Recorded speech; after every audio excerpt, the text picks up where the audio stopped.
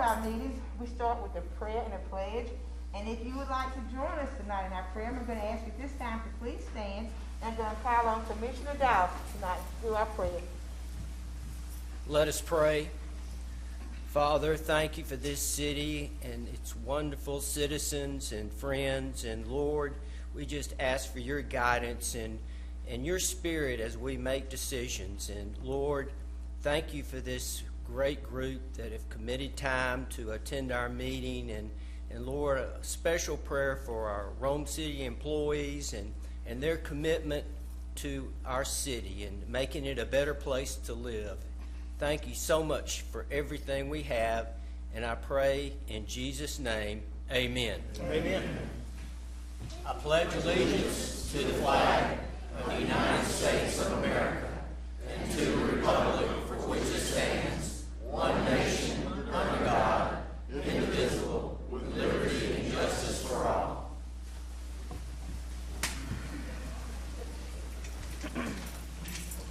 Thank you, Commissioner Dawes, for the prayer.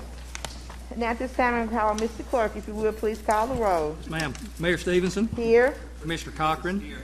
Bojo. Here. Beeman. Here. Dawes. Here. Quick. Here. Askew. Here. Collins. Here. McDaniel. Here. Okay, thank you. All are present tonight.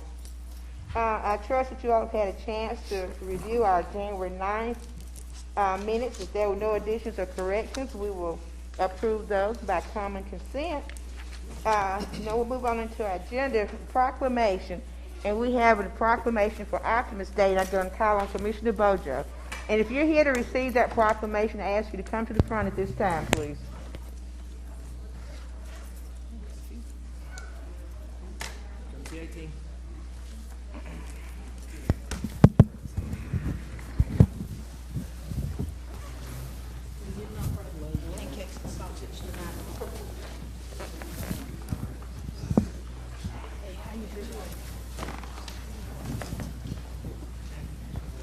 You know, the thing is, this is the good-looking part of the crew. So we go from there. It's my pleasure and my honor as a former member of the Optimist Club to be able to read this proclamation brought to them by the City of Rome and also by Floyd County. And it reads like this right here. Whereas volunteers working with young people who are our joy of today and our hope for tomorrow are exuberant representatives of the potential to be reached and dreams to come true.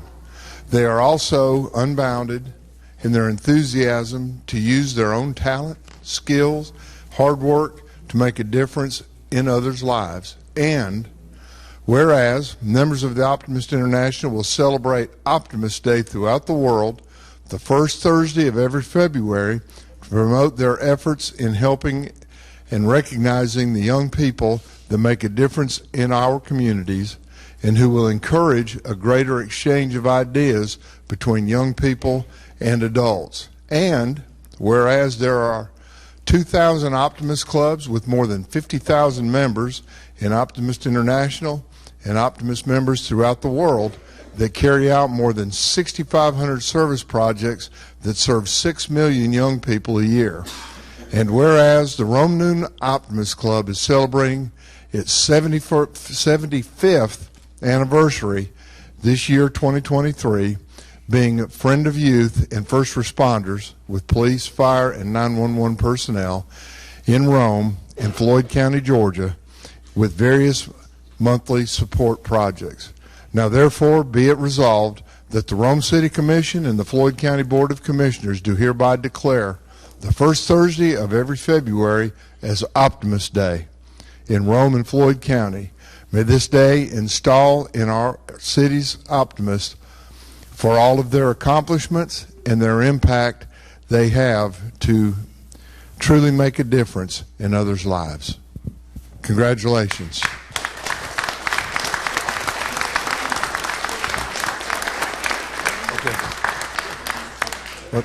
Daniel, congratulations. Now, I'm going to let you look at it, but I got to give it back, okay? Because you're going to get it tomorrow night at Floyd County Commission meeting, okay? But do you want to speak? But who goes to the pancake breakfast? That's these people right here. That's these people right here. Well, thank you and all of you for giving us the time, and hope you're all doing well. As a representative of Optimist Club, Rome Newman Optimist, we are the. My name is Daniel Bosarge, if you do not know me. But I've lived in this community my whole life, born and raised, and the youth in our community are very important. They are our future of tomorrow, and so Rome Newman Optimist, our whole mission is to support and encourage the youth in our community.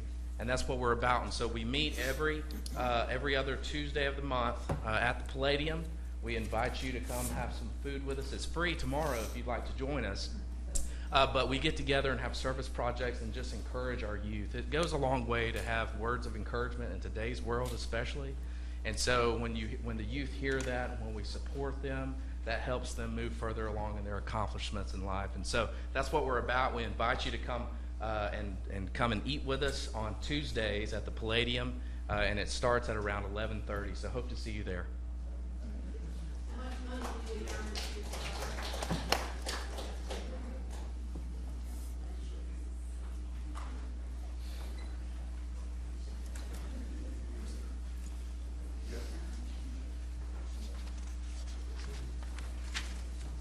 Okay, thank you. Under our first guest tonight, I will call up Mr. Jim Accurso. He's from U.S. Small Business Administration. Is he here tonight? I'm here. Okay, we'll give you about 3 minutes, sir, okay? Give us your name and address, please. My name is Matt Fomer. I'm actually here for Mr. Accurso. He was called to Griffin, Georgia for the tornado damage over there. So he's over there working, but I'm here, and I appreciate you inviting us to the council meeting tonight. What I'm here about is back in September 3rd and 4th, there was flooding in the area. Chattooga County specifically had flooding and physical damage over in that area. But as a result, Chattooga was declared a primary county for us. And as a result, all the adjoining counties, including Floyd County, was declared a contiguous county, which is an adjoining county. And as a result of that, we're offering the people of Rome and Floyd County what's called an economic injury disaster loan. So to give you an example, let's just say your business was thriving and doing really well in the community, and then the disaster happened and your profits fall off. You can't make overhead. Something happened to where you can't pay rent, or you're having difficulty to pay rent. We're here to provide working capital to help you through that, to pay payroll, to pay rent, to pay overhead. And we do that through the EIDL loan, and the rates for those EIDL loans are really low. If you have a nonprofit, it's 1.875%. So we offer to nonprofits as well. If you're a small business, for-profit, it's 3.04%. Okay? And there's a couple ways you can do that. You can apply through we actually opened a disaster loan operations center up in Summerville on Fair Drive, which is going to be open until Thursday. Okay, so you can do it in person until Thursday, but you can also go online to SBA, disasterloanassistance.sba.gov, or you can reach out to our 1-800 number, which is 1-800-659-2955. And I appreciate you letting me provide this information. I did notice it's already on your website. Thank you so much for putting it out there, and thank you so much for having me. Thank you, sir. How much was the nonprofit rate? 1.875%. Okay, thank you. Thanks. Thank you. Okay, next guest that's registered, we have Miss Maggie Plummer. Is she here? Okay, you will go to the podium. You have 3 minutes. You give us your name and address. Start, please, ma'am. My name is Maggie Flammer, and I live in Shorter Heights, and I'd like to first praise Revelation 14:7. Fear God and give glory to Him, and worship Him who made heaven and earth, the sea and springs of water. I'm here because the board approved a water rate hike February 2022, 9% increase compounded for 3 years, starting, I just found out, 2022 through 2024.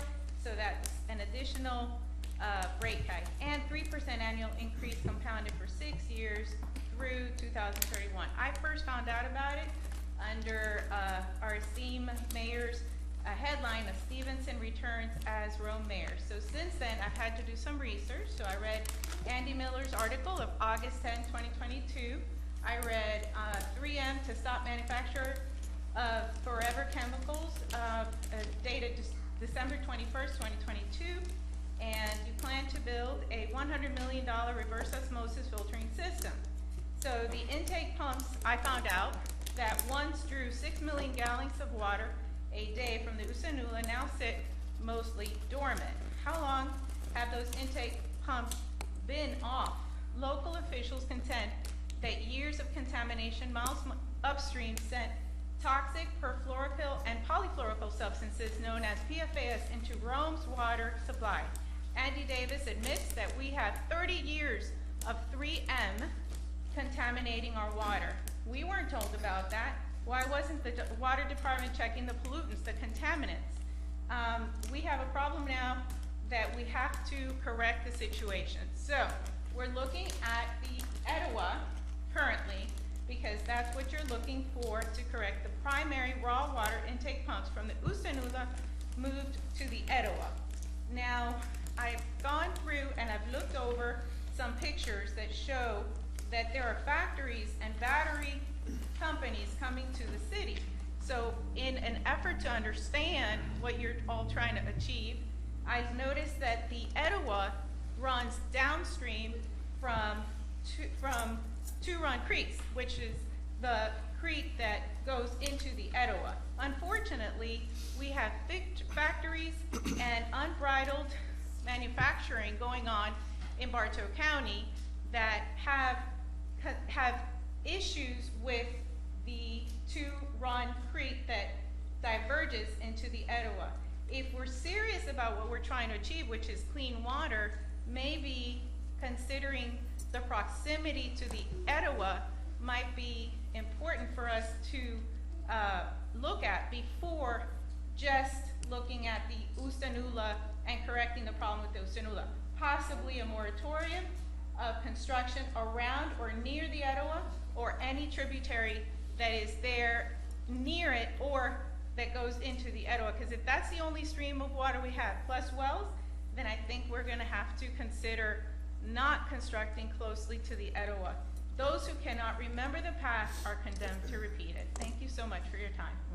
Thank you. Okay, next I'm going to call on the city manager. Thank you, sir.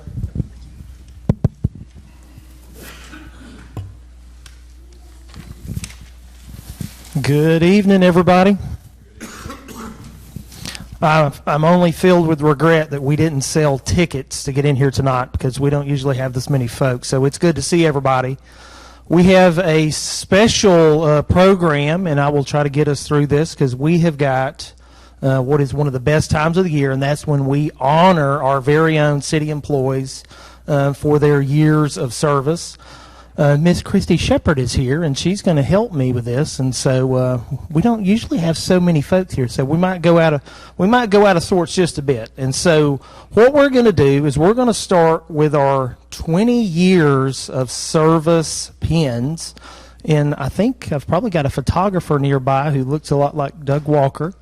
I might could enlist Doug to help me. And so what I would like to do is when I call you up, Christy's got a lovely door prize for you, and then maybe we can get a photo with Doug. And I will ask you if you will stand up here for just a minute, and then we'll do a group shot with the 20 years. And so with that, and without further ado, our first 20-year pin recipient is none other than Building Inspections Glenn Rubin.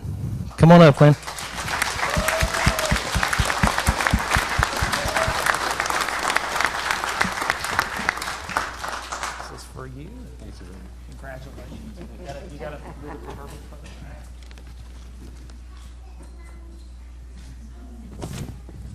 Awesome, and Glenn has the easiest job in the city, code enforcement. Everybody loves to see him coming, and they love it when he leaves also. So stay with me, Glenn. Next 20 years in fire department, we've got David Fowler for 20 dedicated years. David. Come on over for a photo. Awesome. Thank you so much.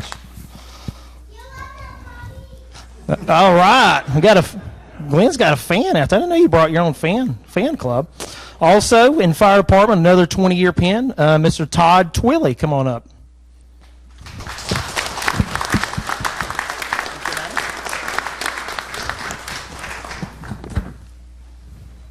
Congratulations. Thank you. Good job. Good job. Moving right along. Also in fire, how about Mr. Stephen Williams for a 20-year pin?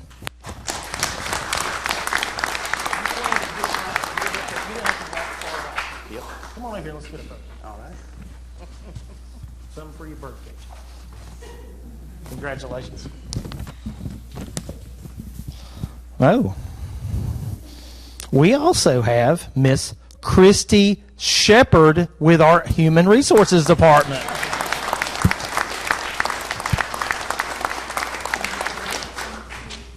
Sorry you had to carry your own door prize. I feel bad now. Okay. The captain of our Universal Soldiers. We have a street department, and we often say these guys do everything. How about Mr. Chad Hampton, street department director?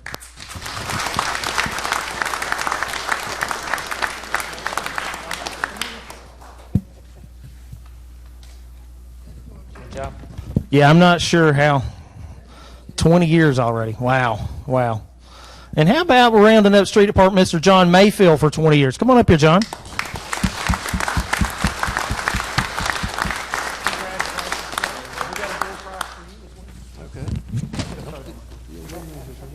I know you won. Congratulations. All right, thanks.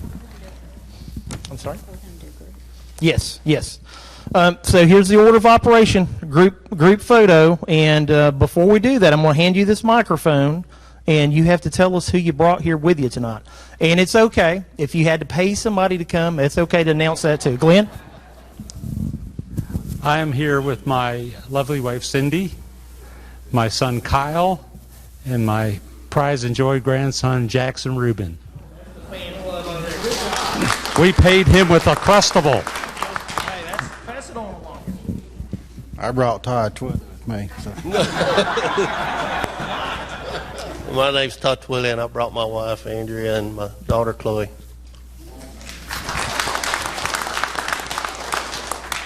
My name's Steve Williams, and I brought my wife, Starla, with me tonight.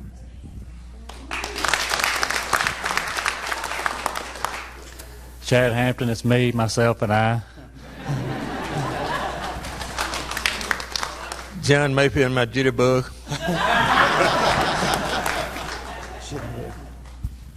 Thank you, guys. And Doug, did you get a group shot with this group? Guys, thank y'all for what you do in 20 years. I bet it was just like in the blink of an eye, but congratulations. Thank you for your service. Let's give them a hand.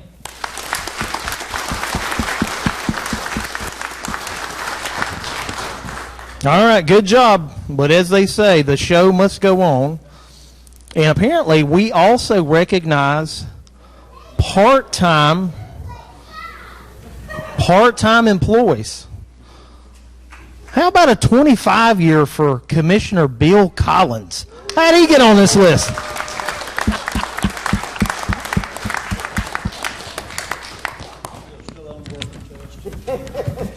I think that was a working test. Commissioner McDaniel, is that what I heard? Congratulations. Come on in. Good job. Good job. All right. Brandon at Solid Waste, 25 years. How about Henry Jackson? Come on up. Congratulations. Good job. Hey, Henry, anything you want to... We got to get our group shot, then y'all going to have to tell us who's the fan club here. Colin said he didn't bring anybody, so we'll... Congratulations. Thank you. Anybody want to introduce? No, I was going to bury my wife, but she got in the fight in the parking lot. I understand. She got a better offer. That's what I'm hearing you say. All right. The group is getting a little more slim. We're moving on to 30 years.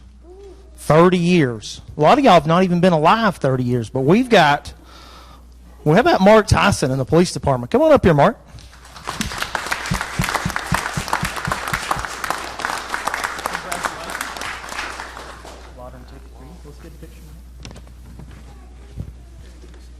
Go far. Who's next? Ooh, where's Brother Tim Wiggins in the water department for 30 years? Oh, here he is.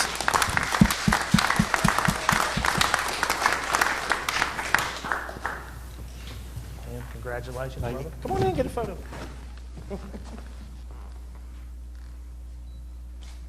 Tell us about your fan club.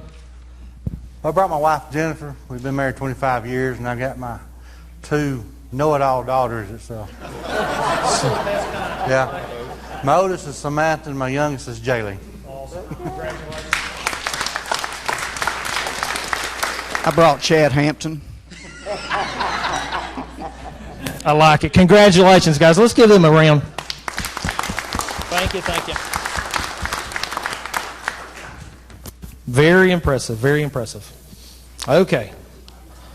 Man, this guy, 35 years. 35 years. How about Joe Smith, Rome City Clerk?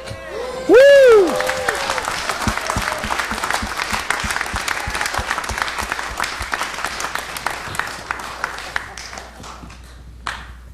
Congratulations, Joe. Good job. Good job. Good job. All right, who's going to get to come stand with Joe Smith? 35 years. How about Miss Jackie Turpin from Water Reclamation? Come on down.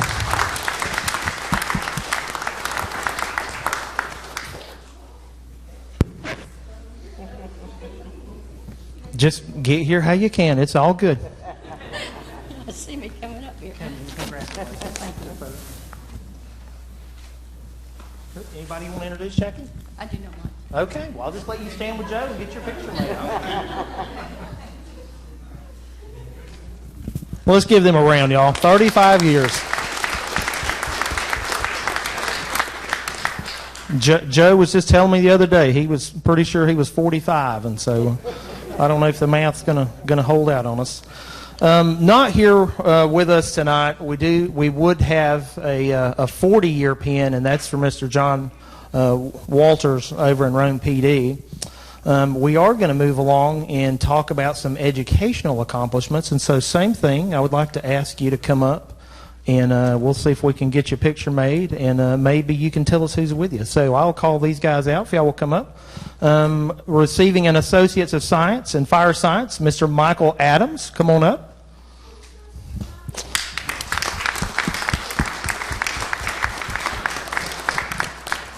We're going to keep going. Also, fire, Mr. Matt McAdams, Associate of Fire Science.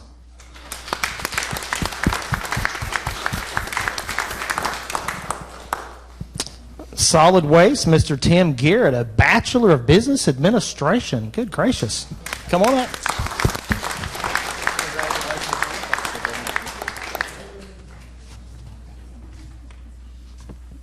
Assume that was an arm wrestling incident.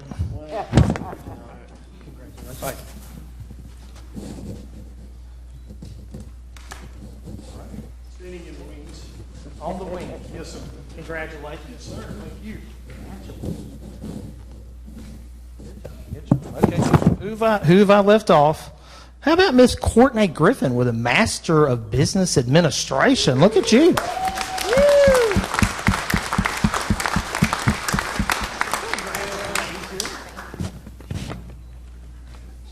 All right. Who do you guys, let's do your group photo, and then we're going to get some introductions here.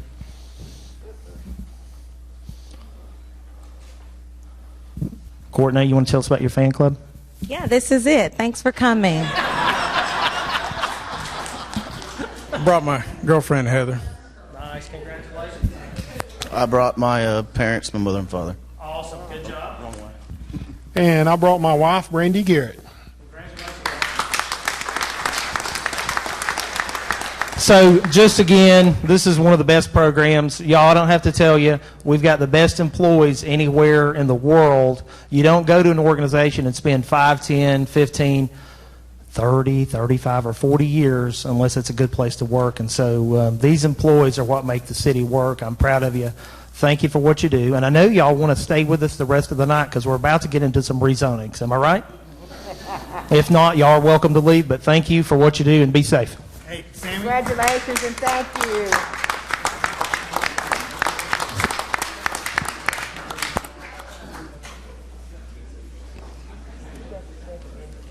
I do. I told Joseph you're still on your working test. He's one of my Boy Scouts. Ooh, Chris? No, Mike Davis. Oh, okay. He's one of my Boy Scouts. He was? One of my Eagle Scouts. Wow.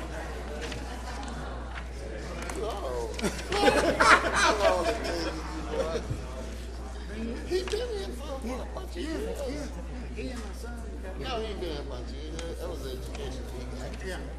Well, he been here for a while. He and my son got their Eagle Scout. He did some award together. At least we can talk about it.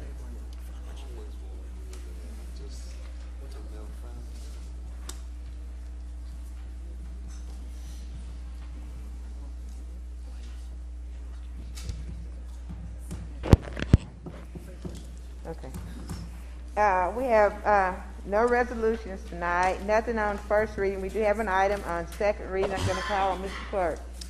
Yes, ma'am. You do have an ordinance tonight for second reading coming to you from the Alcohol Control Commission. And this ordinance is called the Small Bar Ordinance. But basically, this ordinance, if adopted, would create a new category of pouring license.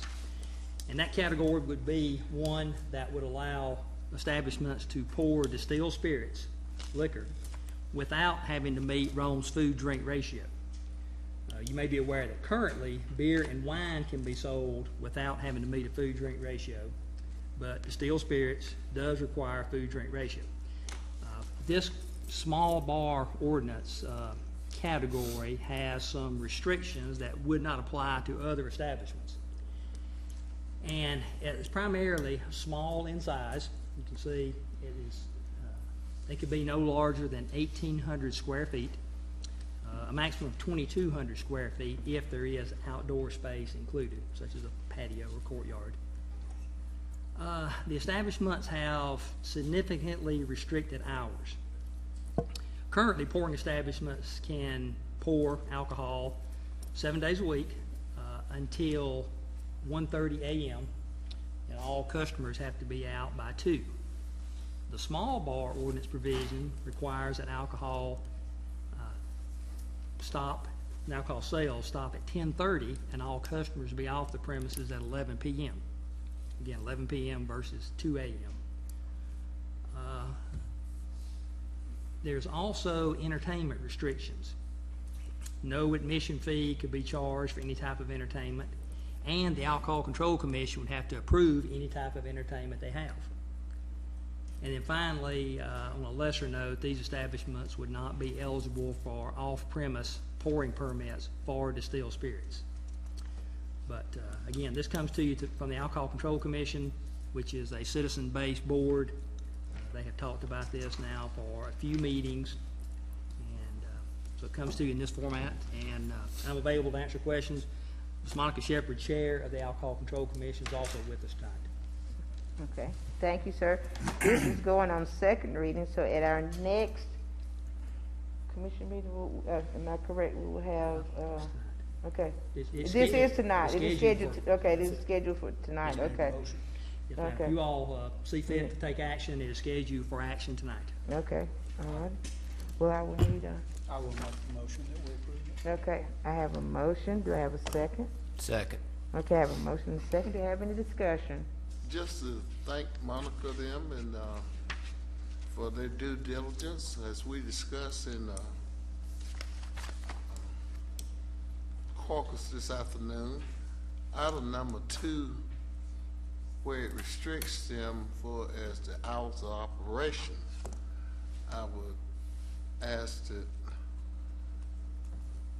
Commissioner McDaniel accept my amendment to that, allowing for them to be like possibly what the cigar bar that we talked about last night, this evening, having the same opportunity for us, the hours of time. And I think that it would only be fair to those guys that, with it being a small business, giving them opportunity to the proceeds that would come in as they're doing that. And the reason for that is, even though these restrictions have been put in place, the same amount of money that any of the big establishments have to pay for their license and due diligence to have the same privilege, they gain an advantage with having the opportunity to stay open for even longer time. And in my opinion, what's good for that larger size business should also be in the same spirit, not as it is with the small businesses. Commissioner McDaniel, I'd ask if you would please consider that. So Commissioner Collins, I'll ask you if you could state, if you would look at how this is written, how you would change it. And then These establishments may pour beer, wine, liquor between the hours of the 10 to 10:30 would go away. Monday through Saturday should stay. The no beer, wine, or liquor may be consumed on the premises between those hours. Those same hours will go away to be established at the same time as any of our other businesses that's just a little bit larger in size that are already realizing that privilege. So the only thing basically is the time. I'll ask the mayor how we should, I'm okay with the original amendment. Former Mayor Collins wants to make an amendment to change the terms. So. Yeah, okay, sir, and if I, help me, Mr. Attorney, if I'm right, he is not willing to amend his motion. He made the motion. Well, I believe what needs to happen, We vote. to look at Joe too, is that, Collins' motion to amend, Commissioner, McDaniel? Thank you. With Mr. Collins' motion, we need to get a second, and then the body would need to vote on the motion to amend before proceeding to the original motion. Second. Okay, well, I have a second on a motion to amend where the small bars would have the same hours of operation as the larger bars. Okay, do I have any discussion to that? Just a quick, lighthearted question to Commissioner McDaniel. For his reasons for not wanting to allow for the same fairness to be treated to small businesses in this instance when we're only talking about the hours of operation. And I could put that to any of you commissioners that possibly won't be supporting this.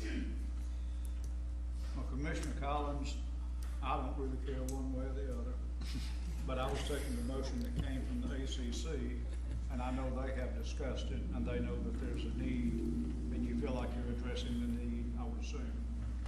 I was kind of reading Monica, and the reason I say that, I think she's of acceptance of that with her leading the citizens.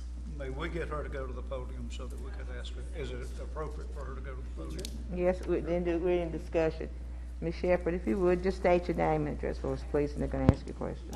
I'm Monica Shepherd. I'm the chair of the ACC, and similar to Commissioner McDaniel.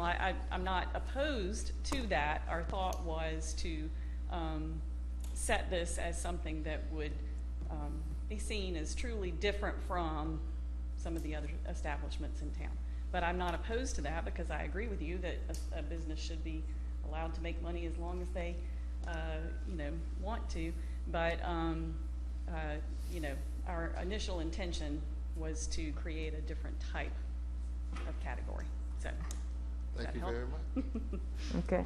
I think Commissioner Dowse, you had your hand up. No, I just know that the Alcohol Control Commission vetted this recommendation, and I can support their recommendation. I would need to think about making a big change. The fact this is in the history of the city of Rome, we've never had alcohol pouring like this. I know we have the cigar bar, but this is even taking it a little bit of a step further. So this is a big change for the city, and I think we need to think about it a little longer. But I appreciate what you're thinking about fairness, Commissioner Collins. Okay. Any other discussion before the vote for the amendment? The only other comment I would make is I served on the Alcohol Control Commission at one time, and when things come to the commission, it's always well thought out. You do an excellent job chairing that committee. We went through the angst of the open container discussion, and I was one of the people that was adamantly opposed to that. I thought we'd have buildings sliding off into the river, and none of that has happened, and I think it's gone very well. So in terms of actual commissioners having any involvement in this, I think it'll be the city clerk managing it. Right. Well, obviously, the stipulation about closing early is a key component to what's before you. If you remove that, you really aren't distinguishing these guys from the other folks very much. Now, not trying to tell you what to do, but another option would be keep this in place, and you could have a lower fee for these guys if you wanted some differentiation between this category and what's already in existence. Just a thought. I would just follow that up and say, Monica, you guys got a tough job, and the discussion that you see taking place on this floor now among the commissioners was pretty much the problem back then before you guys as a citizen committee took it away from us. A lot of us don't have a clue about alcohol, but a lot of the citizens that serve on your committee do. That's the business of what they do, and you have a feel for what it is that you want to see happen in the alcohol arena. And you know the importance of fairness and a good example. I go back, and I won't call the cigar store name, but that establishment operates citizens without a food-drink ratio as it is right now. That is correct, isn't it? I'm sorry? The cigar bar operates without a food-drink ratio as it is now, right? Yes, sir. Several and years. you let me finish.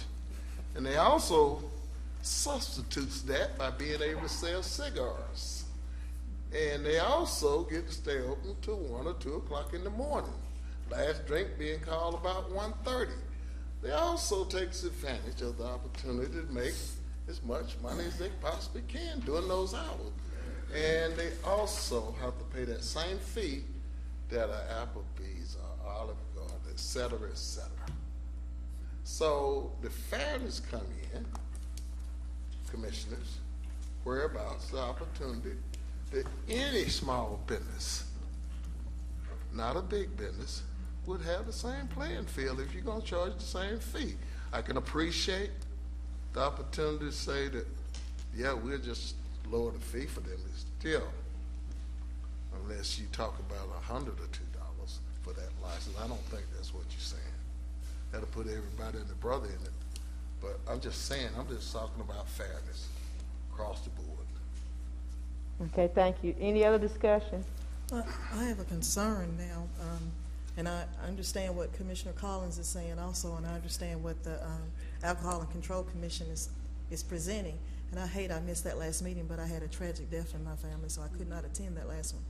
But I'm sitting here now, and I'm contemplating, and I'm struggling with the decision, because you talk about distilled spirits, and I hear what you're saying, but you don't. There's no guarantee that you have to absorb that with some type of cigar, food, etc.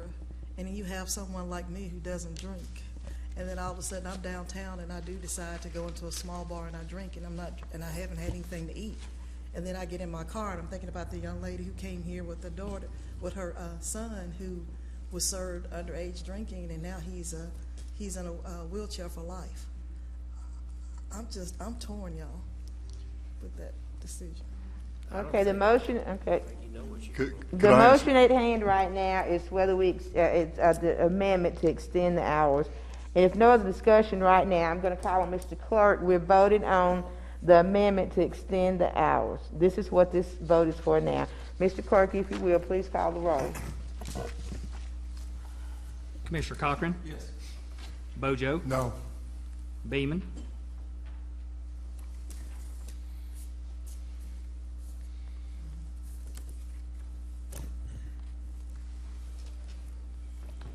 No.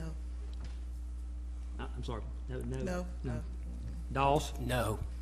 Quick? No. Askew? No. Collins? Yes? McDaniel? No. Okay, so we're back to Commissioner, the original motion that the Alcohol Control Commission agreed upon. And so now, if no further discussion of that, Mr. Clerk, if you will, please call the roll. Madam Mayor, may I ask Monica one question before we vote? Yes, sir.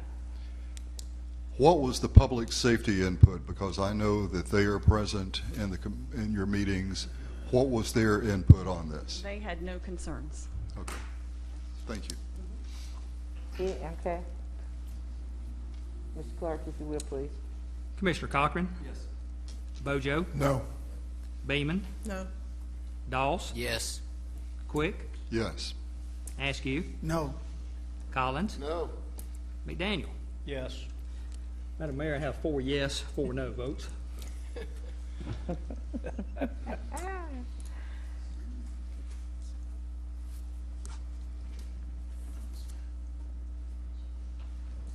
No. Motion fails. Thank you for your consideration. Actually fail, right? It failed. Yes, so okay, much. thank you. All right, we have nothing continued on first reading. We have several public hearings. And with this, I'm going to call on Commissioner Quick for our first one, please. Our first public hearing is a request to rezone from community commercial to urban mixed use for the property located at 1148 North Broad Street, Floyd County Tax Parcel J130037. Planning Commission recommends approval with conditions 6-0. And Artegas, if you would please give us a little more information on the Z230102. Yes, sir, Commissioner, and good evening, everyone. The first application we have is for the property at 1148 North Broad Street here in Rome, which is requesting rezoning from community commercial to urban mixed use. The request is to demolish the former community center and funeral home with plans of constructing a townhouse development. There were no comments from the environmental. The property is not located within the floodplain. There is public water and sewer available, and we did have a comment from the fire marshal's office that she will need a bit more information for her review. No comments from building inspection and nor engineering at this time. On the housing impact, the proposed development would add 24 housing units to the city's housing stock. The parcel is not located within a historic district, and the comprehensive plan has this parcel labeled as commercial.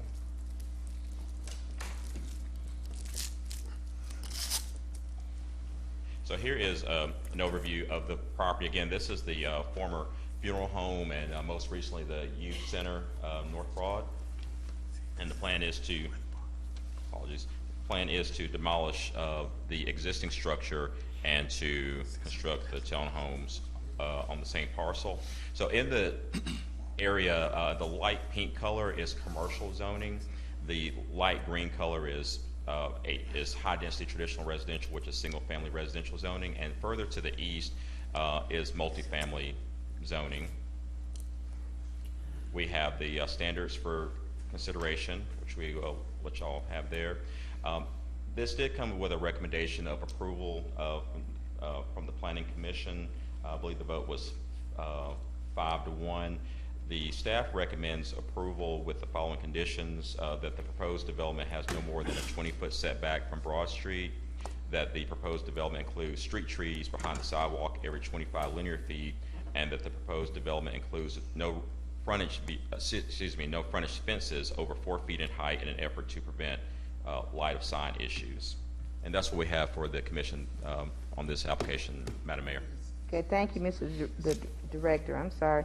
Yes, ma'am. At this time, I will declare the public hearing open. Do I have anyone here to speak in favor of? Do I have anyone here to speak in opposition of? Okay, if you would, you have up to 10 minutes to speak. Give us your name and address, please. Walt Busby, 333 West 9th Street. So we have a partnership with Family Fountain Properties to tear down the funeral home, which is just in dire straits, needs repair, and so we plan on to build some townhouses. And I don't know, we had some pictures of what. Okay, no problem.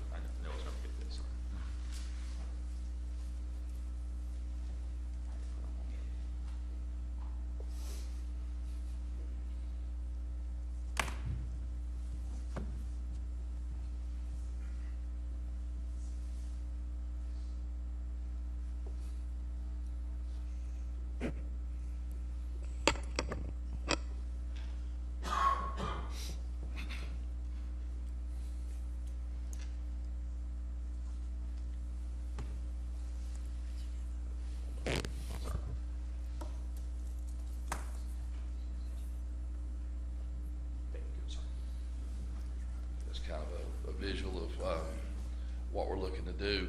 To use your imagination just a little bit, this is actually the rear entry, which would be on the interior of the property. The exterior would look almost, the backside would look the same except without the garage, if you can understand what I mean. So we're having all front entries coming out, sidewalks going to the current existing sidewalks that are included on North Broad and on Gibbon Street. Our intention is to do 24 on this particular track. We would have an entrance coming in off of Duke Street, and the current road that's closed, I think it's Davis Street, it used to be Jennings, is what I knew it as. That was part of an acquisition of when we did a swap with the parking lot to the city for the SPLOST fund. We're currently working with the city to try to gain those 2 lots back. It's a little, that process has started, and there would be an additional 12 units over there. These will be units that will be built to sell. They're about 1,500 square feet. They have a single car garage with parking available in the driveway behind them, with green space separating the units that would be built facing North Broad and facing Gibbon Street. There's currently public utility, water, sewer, and power available. We feel like this would be a nice extension to what the city's already invested into the Broad Street area, and try to extend it up on that corridor through North Rome. And we'll pitch a doubleheader tonight. We're going to be here on another property as well on North Broad on down the road as well. And this would be an initial nice burst. It's about a $5 million project, which would also add a little dollars to the coffers for the city commission. I don't have a whole lot more to say other than I'd be willing to take any questions and reserve the time for any rebuttal opposition. Okay, thank you, sir. We have no one here to speak in opposition of. I'll declare this public hearing closed. At this time, I'll entertain a motion. Madam Mayor, I make a motion that we approve this request to rezone from community commercial to urban mixed-use property Z2301-02. I have a motion. Do I have a second? Second. I have a second. Any discussion? Just a quick question to Mr. Manager. Is the splash dollars that's connected to this project, has that been resolved, or what we're doing with it? No, sir, and I think that's what Mr. Busby's referred to. We've got to work out the logistics. That project really being no longer feasible at that site, and as I think we talked briefly at the commission retreat about moving this to a new site in North Rome, that something that probably good to tackle at the Community and Redevelopment Committee. Thank you very much. We're talking about recreation dollars? Correct. Yeah.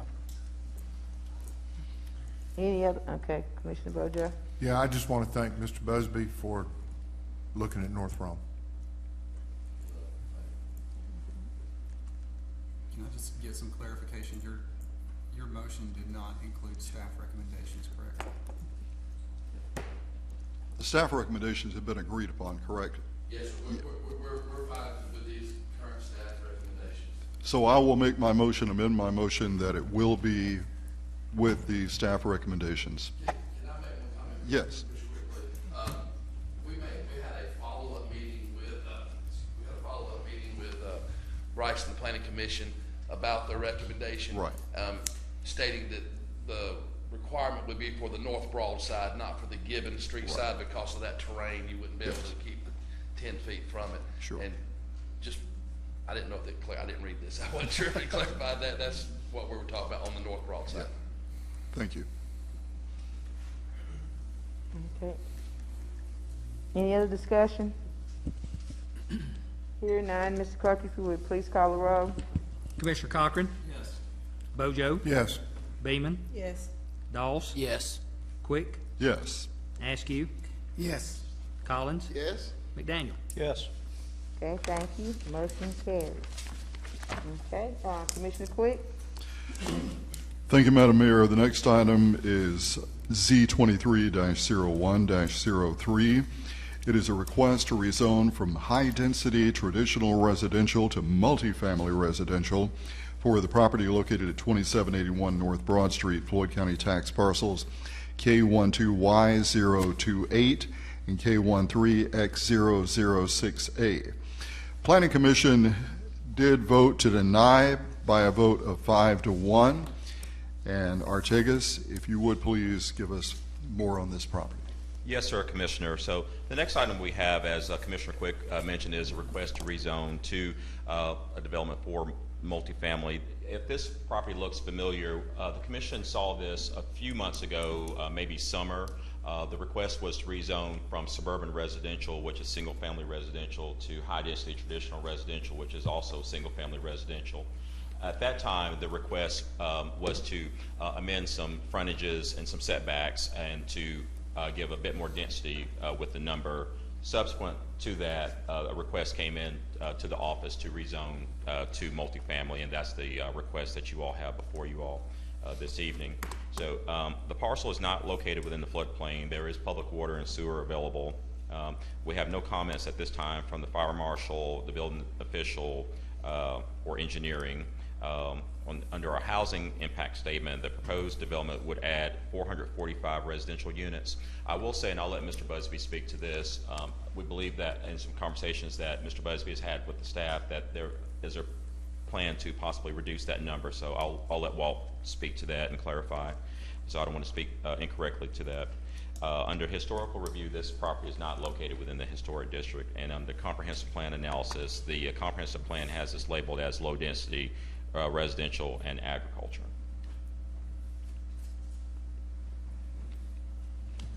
So here is the property outline in this teal color. The Commission may remember we have single-family neighborhoods that are in the area, and this is a parcel that's to the north of that and has frontage along Highway 53 North Broad. So looking at the area, we have a mix of some zonings there. We have to the north, in the light blue color, is office institutional zoning.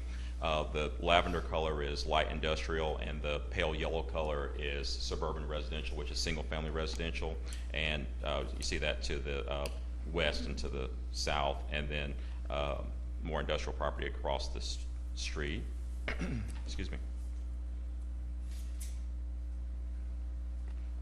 So, Commissioners, this is the rendering that you have in your packet, and we do have an updated rendering showing the footprints of the proposed buildings along with the amenities area. I'll show that in a second. Here are some proposed elevations of how the units would look. And then here we have some photos of the area and around the proposal. Under the staff recommendation, the staff did recommend denial, and that's primarily based on the comprehensive plan in regards to the density. When we had the application previously for the high-density traditional residential, that was a step up in density, and then this is, higher than that. The comprehensive plan is showing agriculture and low-density residential in that area, which is typically about 2 to 4 units an acre or so, and this was, higher than that. However, the staff has some recommendations should the commission choose to approve the application. Number one, enforcing the self-created larger setbacks along the property line with the adjacent neighborhood as shown on the proposed site plan. Requiring the maintenance of the landscape buffer shown on the proposed site plan within the previously mentioned setback, and reducing the large parking lots in favor of more street parking and neighborhood atmosphere. And I do have one other proposed site plan that I need to show the commission.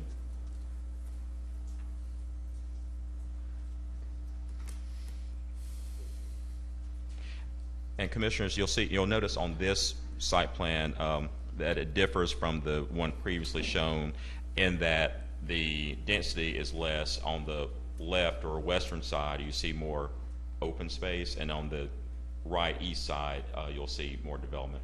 And that's what the staff has for y'all this evening. Thank you, Mr. Director. Yes, At this ma'am. time, I will declare the public hearing open. Do I have anyone here to speak in favor of? Do I have anyone here to speak in opposition of? Okay. Each side will have 10 minutes to speak, and you'll go to the podium. You will give us your name and address. Mr. Busby, you may want to reserve some of your time for rebuttal or so. Okay? If you will, just go to the podium, your name and address again, please. Walt Busby, 333 West 9th Street. Commissioner, I'm asking today that we would be able to hit a moving target here. We've attempted to try to do this as a residential neighborhood. Start off with, we've come in with multiple plans, and I appreciate your time and letting us keep presenting to you. We're just trying to make something fit, make something work. From the time we brought this back forward prior, as you all know, we've had plenty of rate hikes in our interest rates. Our cost of our single-family homes have exceeded what are available to develop those as. So going to the next step is a multifamily project.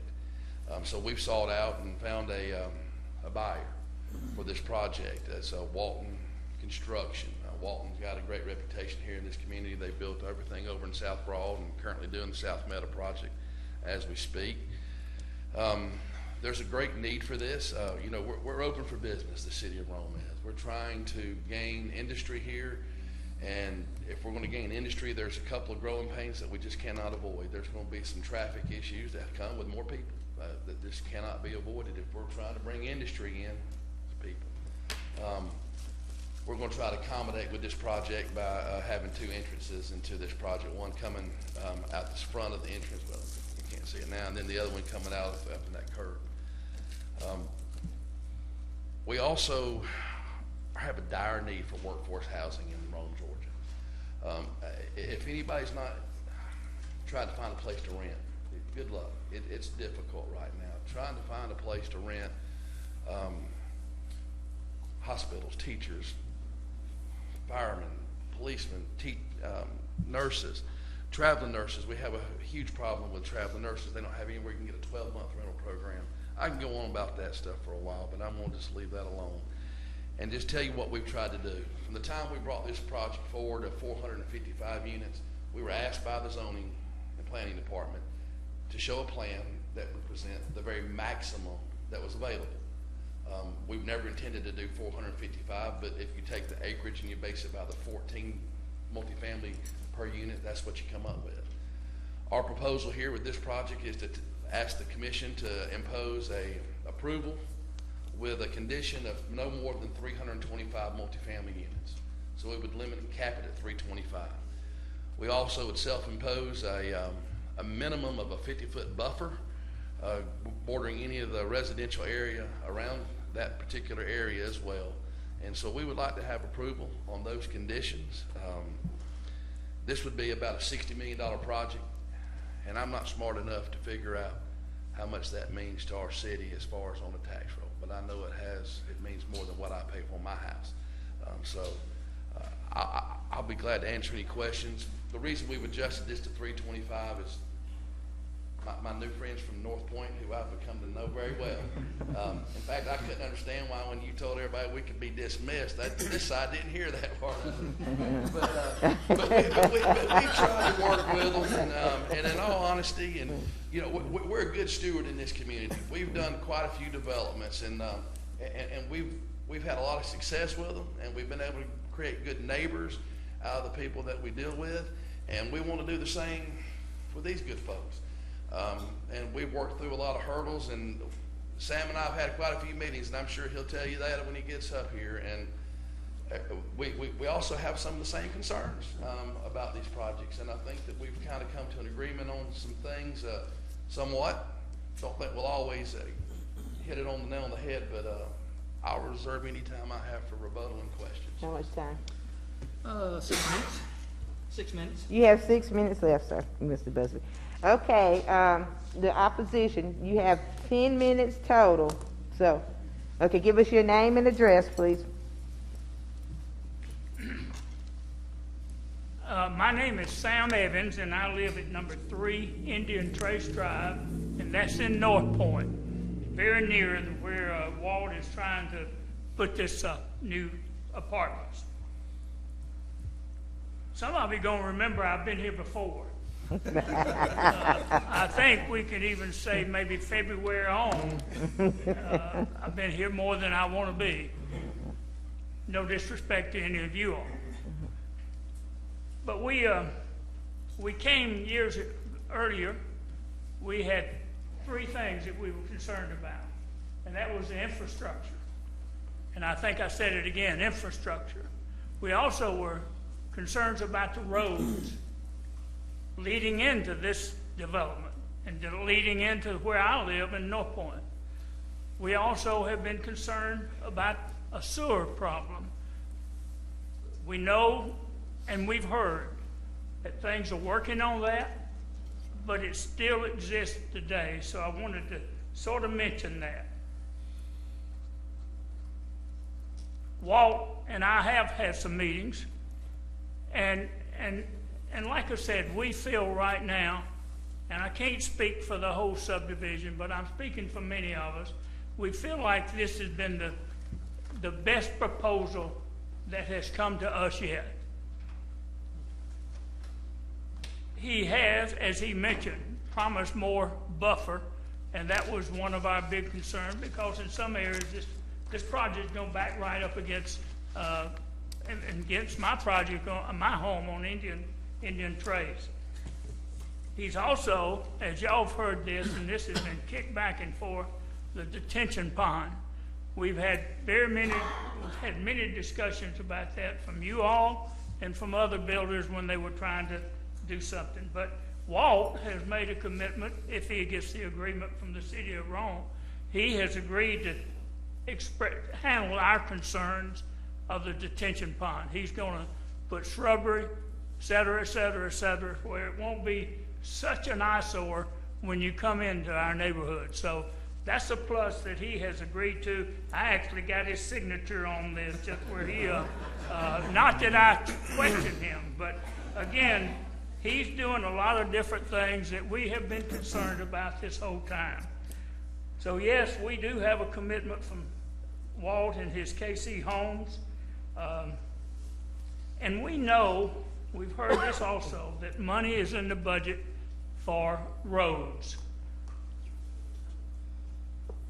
But you all remember the Cartersville interchange to the I-75? Money was in the budget for that too, back in the 60s, and we still don't have it done. We don't expect the roads to be built next Monday, but we do expect to see something happening. Give me something to show that something is fixing to take place on the road. But this is, again, one of our big concerns. Basically, we support what is being presented right now, but we do have condition to the fact that we want a firm commitment from the city of Rome on the roads, and not after this is completed 2 years from now. This needs to be done very soon. So like I said, if we can get a commitment on that and the sewer project, we certainly will support this proposal. And again, he mentioned he's moving down to 325 houses from what was originally asked for 455 or 445, whatever. But so like I said, we're working with Walt. We think we're in the right road, and we hope, thank you. Thank you. Okay. Whoever else, okay, go to the podium, give us your name and address, please. To my good friends on the commission, my name is Jane Slickman.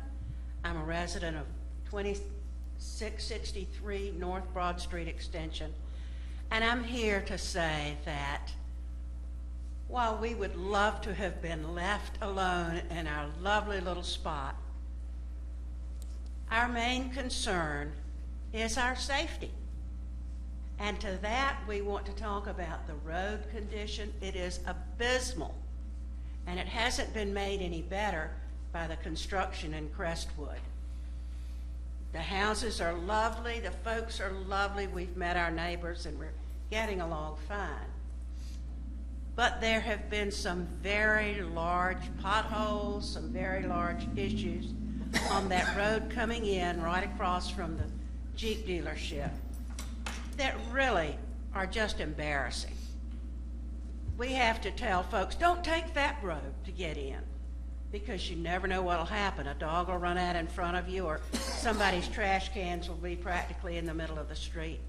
Please, please, make sure that money that y'all were nodding your heads about gets used quickly.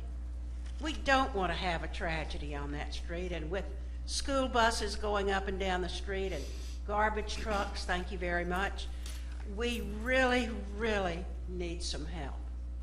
And that's all I have to say. How much time left? 4 minutes. We have 4 minutes. If you would like to speak on this, please go to the podium. Okay.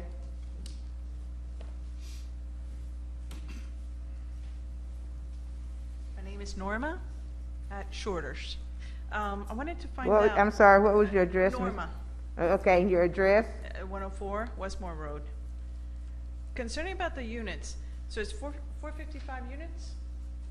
How much is it? 325. 325. Okay, so I'm sorry, my math. So 325, let's say times 2, we're talking about 650 people, let's say. Right? I'm considering about the septic system. How much is the septic system right now? How much is it has capacity? Do you all know? What's a capacity? Are you referring to our sewer system? Yes. So we have a very large sewer system that's permitted. Tell me the number, how large? 18 million gallons a day is the permitted capacity. And right now, what's the aspect of the population that is using the septic system, that sewer system? I'm not sure I understand the question. The population, what's the population right now that is using that system? In this neighborhood? Or you mean? In general, in that system. If it's at 18 million.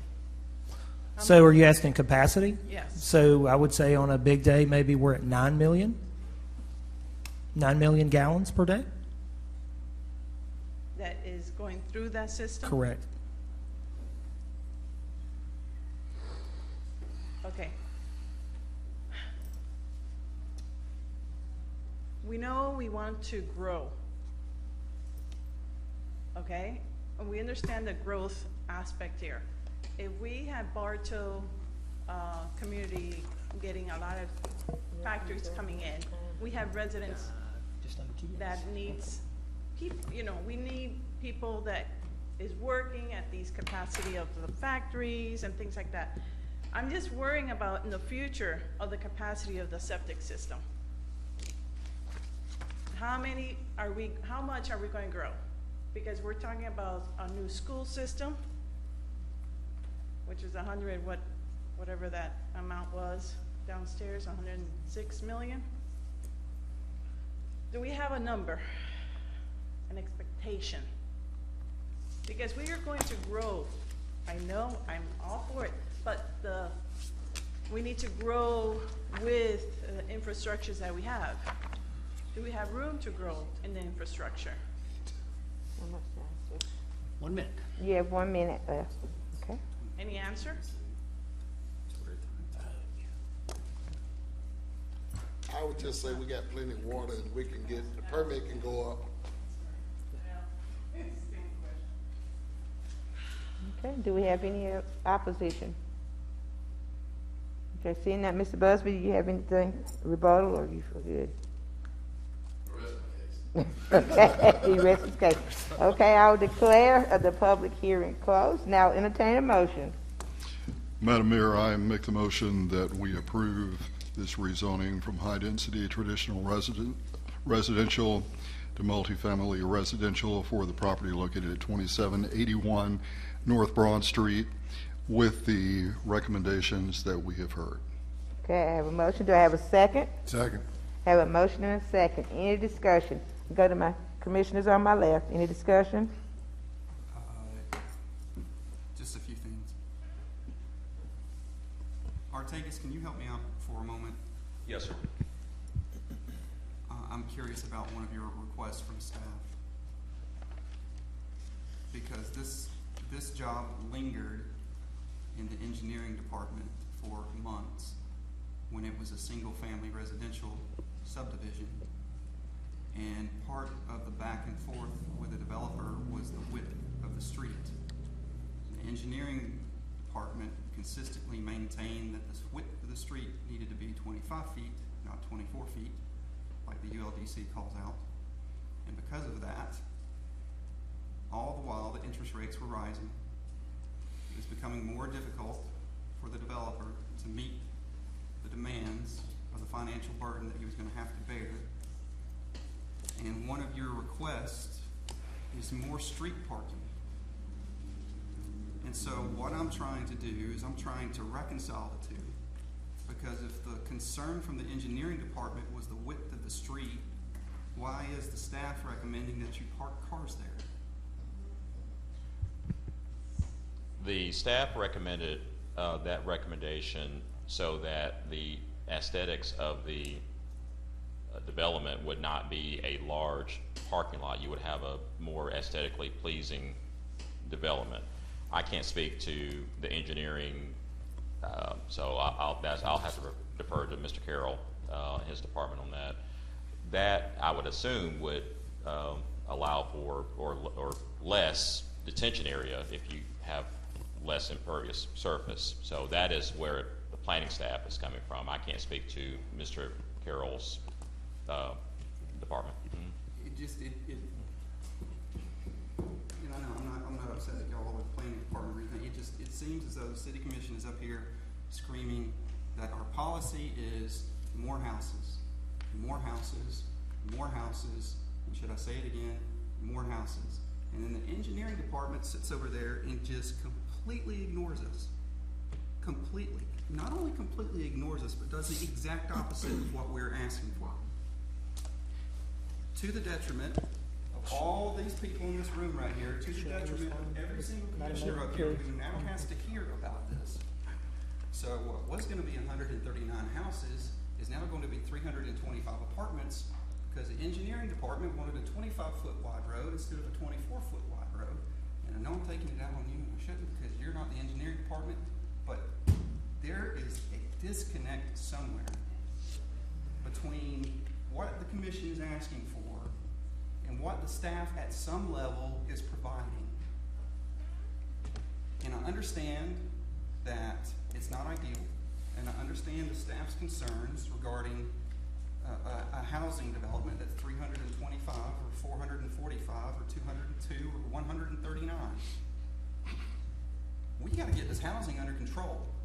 And if it takes a developer an additional 5 months to get through a process that shouldn't take more than 2 weeks, and historically has not taken more than 2 weeks at the county, then are we not shooting ourselves in the foot? And I know I'm up on my soapbox here, and it's really upsetting that we even have to go through this again. But the reason, fundamental reason we're having to go through this again is because the engineering department dropped the ball.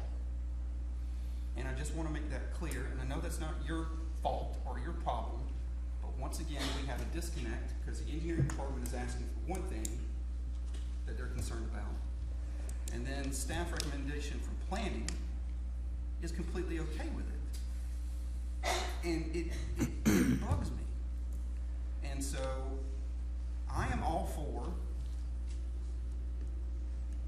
voting for this with no staff recommendations, because I think the staff recommendations and the staff is what got us in this position to start with. And that's not your fault. I'll lay that on engineering, and I'm going to get off the soapbox now, but well, Mr. Commissioner and Madam Mayor, if I may, and I can't speak again to the intricacies of the engineering department's reviews, but in defense, I will say that again, the planning staff, we've had an application for this particular parcel a few times over the past several months. So with that being the case, we had planning commission applications that subsequently came to the commission, and also a board of adjustments application as well. So over the past several months, this property in its different iterations has gone through some zonings over the past 7-ish months or so. And so I would offer as a guess, that's coming from Artegas, that the cost of the time that we were going through with the zoning process, that there may have been some delay because, well, we got this and we had something else. So I just want to kind of offer that as a perhaps, so I did want to, just kind of mention that to the commission. And Mr. Busby, thank you, Artegas. Mr. Yes, Busby, when you initially emailed the plans for the 139 unit subdivision, how long did it take you to get a response from engineering?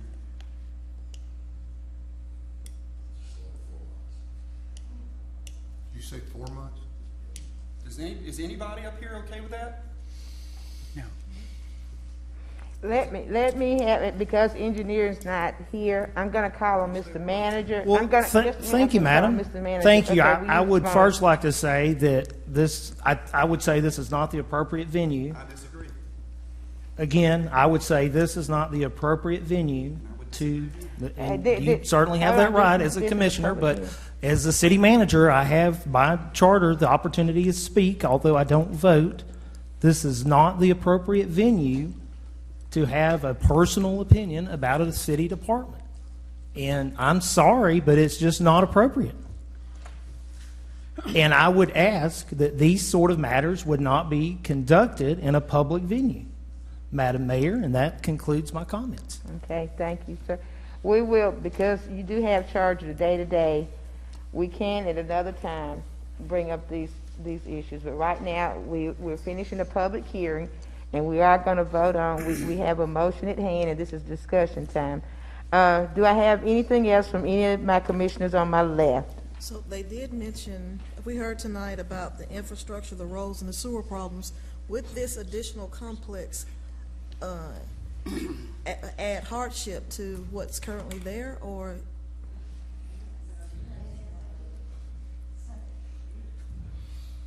Mr. Manager. Are you asking me to respond? Yes. Madam Commissioner, what I would suggest is based on the staff comments, and again, we employ city employees to look after the best interests of the community and to look after the interests of neighborhoods so that when the development is complete, that we, the citizens, aren't left holding the proverbial bag if things aren't up to par. It is this commission's opportunity to approve ordinances and policies and laws. It's our job as employees to carry those out. And so, based on my understanding of the comments, we don't anticipate any extra negative impacts. To Mr. Evans' concern, and as a reminder to the commission, we have $750,000 that this city commission put in the budget to address the road concerns.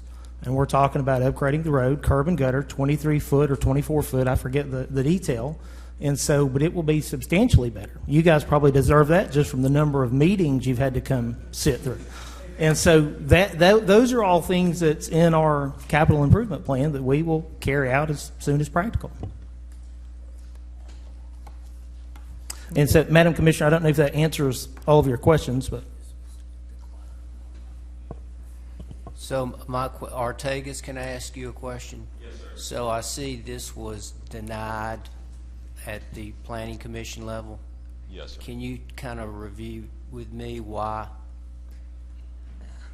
I'll do my best, Mr. Commissioner. I was somewhat at this meeting. I was on vacation, but I was listening in and on my phone, and I lost audio for about 15 minutes. So I'll try to remember. I think some of the concerns for this particular application were the density, the amount, the compatibility with the single-family neighborhood. And Commissioner Quick, I may have to defer to you to see if I'm trying to remember from listening on my phone. Well, no, you're absolutely right. The original plan, and Walt, please correct me if I misspeak any of this, but the original plan, there was some concerns about going with a comprehensive plan and what we had for the density level at that point in time. But many of those concerns have been over-addressed, if anything, at this point.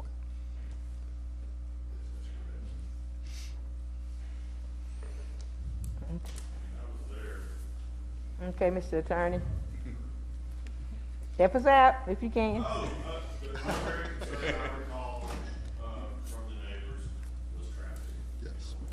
Okay, you understand. Stated repeatedly by repeated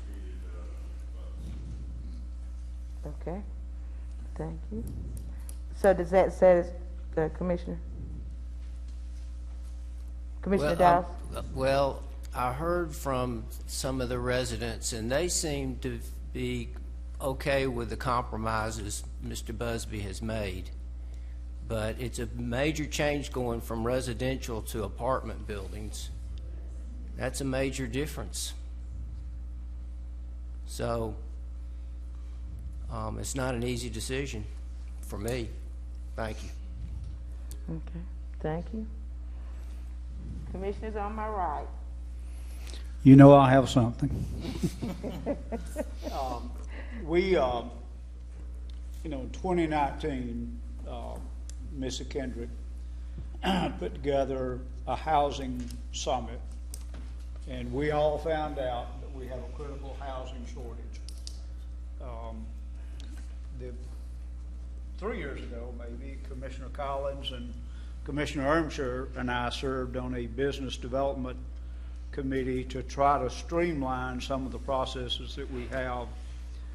Perceptions maybe that we were not always open for business and that we were not always easy to work with. We have made massive strides in the right direction. And we've had people come into the community, and Walt, I want to commend you. They have shown a great deal of faith in this community. We still have a housing shortage, and I don't know what the right number is. I have no idea what the right number is going to be.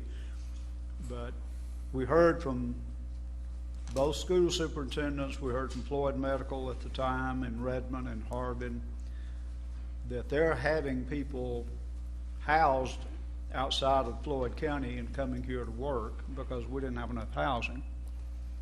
And it's hard to bring industry in, bring new jobs in, if you can't tell that company owner that you've got a place for their people to live. We've had a discussion tonight about expanding the size of the school, the middle school. These things are all attached and they're all connected. And the growth is going to come either because of us or in spite of us. And I want to commend you for this proposal and what you're doing. And I appreciate the fact that you have taken the time to talk with these people in the community there, where it was not us and them, it just became us. And I appreciate you doing that. That's all I have, Madam Mayor. Thank you, Commissioner. Anyone? Madam Mayor, I just want to ask Mr. Manager if he would. I think less than a year ago we did set aside and you created a task force to handle those potholes. Could you possibly get out there and help Mr. Evans out? And while we're talking about Mr. Evans, my wife said to me this morning, Bill, I'm going to have to do something about y'all because I'm hitting way too many potholes out here. I think you're referring to our rapid response team who stays very busy, and I would remind folks we have a MyRome app. Anytime you encounter a pothole, or if that doesn't work, just pick up the phone and call us at City Hall and we'll get it on the list ASAP. But that's one of the things that we're able to respond very quickly. And I would tell you, Mr. Evans, and to the neighborhood, it's a simple matter these days and times. You can call City Hall, and if it's on your street or if it's right outside on the having anything to do with the city, you can put in a work order right from your phone. And like Mr. Manager said, they'll get right on it. Yeah. I meant to advise Ms. Collins of that, but I held my tongue. It's a good thing you did. Absolutely. But other than that, I would say to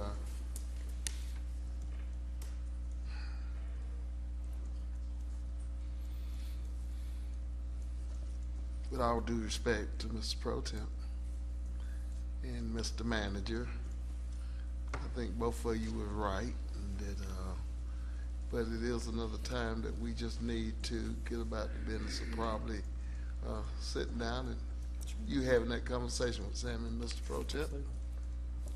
That's all I got. Thank you, sir. Any other comments from my right?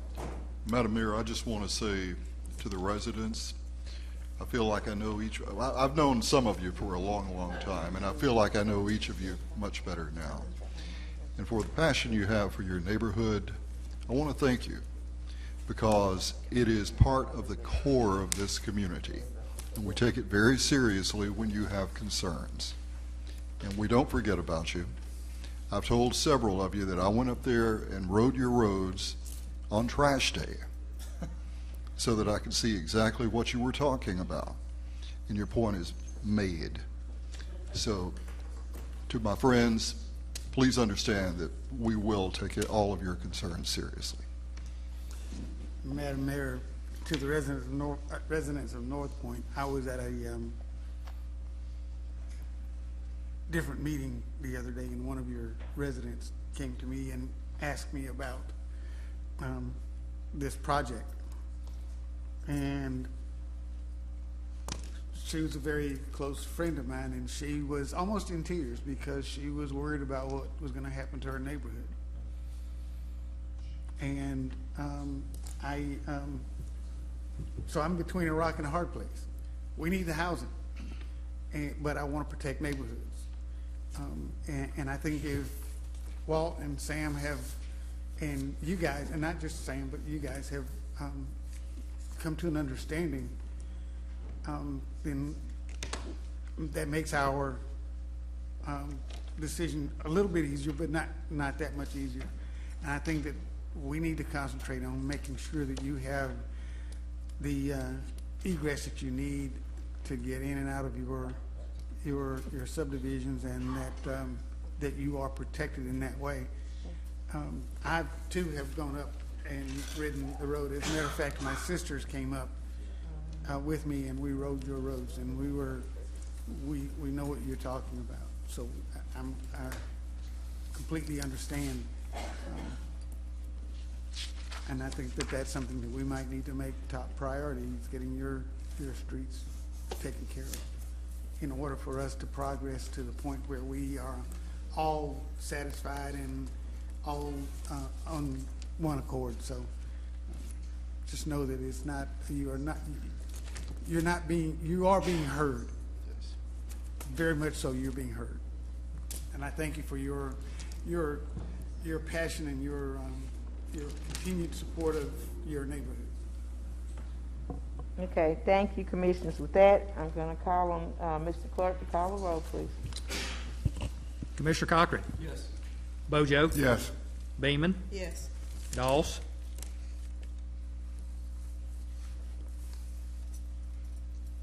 No. Quick? Yes. Askew? Yes. Collins? Yes. McDaniel? Yes. Okay, thank you. Motion carries. Okay, moving on. Commissioner Quick. Okay, you all have a good evening, and thank you for being here. Okay. Next item is item C, Z23-01-05, the request to rezone from community commercial to urban mixed use for the property at 303 East First Avenue, Floyd County Tax Parcel J14E003. And this comes with a unanimous recommendation for approval from the Planning Commission. And we'll give our guests just a moment, and we'll call upon Artegas again.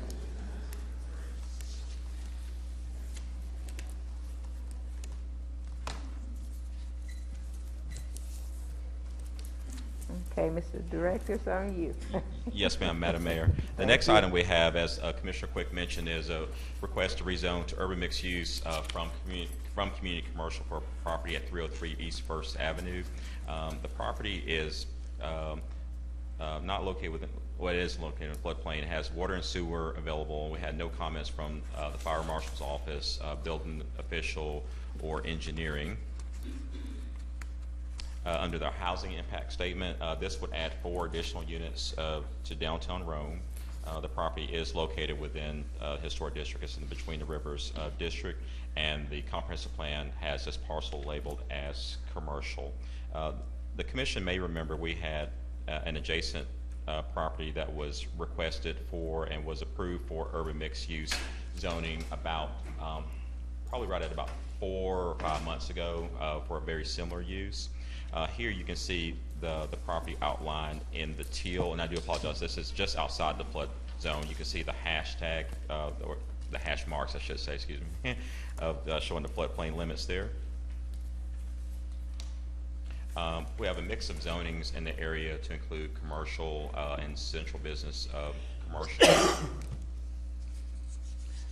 Here are the standards for review. The staff recommends approval of the application as submitted, Madam Mayor and Commissioners. Again, as Commissioner Quick mentioned, this does have a unanimous recommendation of approval from the Planning Commission as well. Thank you, Mr. Director. I will now declare this public hearing open. Do I have anyone here to speak in favor of? Do I have anyone here to speak in opposition of? Hearing or seeing none, I'll declare this public hearing closed, and I will entertain a motion.